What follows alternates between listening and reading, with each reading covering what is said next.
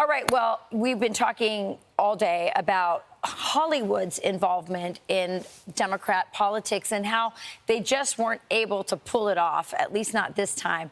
Here's a Wall Street Journal headline: even Hollywood couldn't save Biden. And they say Joe Biden received advice from Steven Spielberg and Jeffrey Katzenberg before his June debate against Donald Trump, according to a new book by Chris Whipple. Given that it was probably the worst presidential debate performance in history, it's no wonder they haven't bragged about it.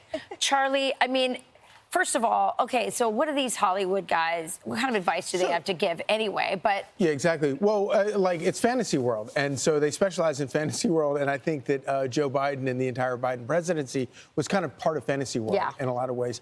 But what's really interesting about it, we've always known that Hollywood was on the side of Democrats, but the degree to which Jeffrey Katzenberg set up a mock debate stage at Camp David for Joe Biden to prepare for his debate. And it was such a disaster that he was not able, they did it for like an hour and then just closed it all down and took Jeffrey Katzenberg took his set home. And then, of course, Joe Biden winds up on stage in the real lights, under the bright lights, and no one will forget that. If your actor has dementia or is drunk or whatever, I mean, you can't fix that with Steven Spielberg. Right.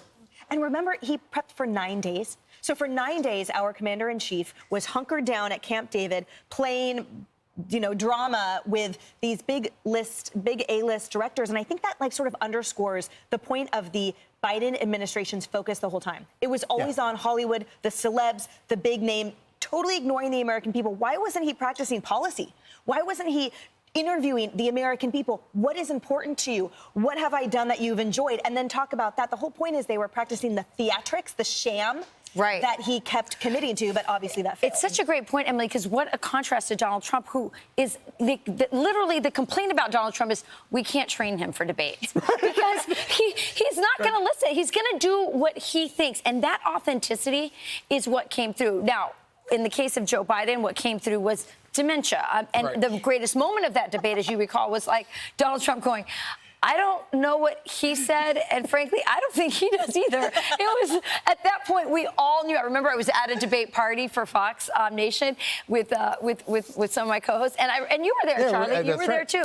And we all just said, okay, it's over. But I'm Steve Doocy. I'm Brian Kilmeade. And I'm Ainsley Earhart. And click here to subscribe to the Fox News YouTube page to catch our hottest interviews and most compelling analysis.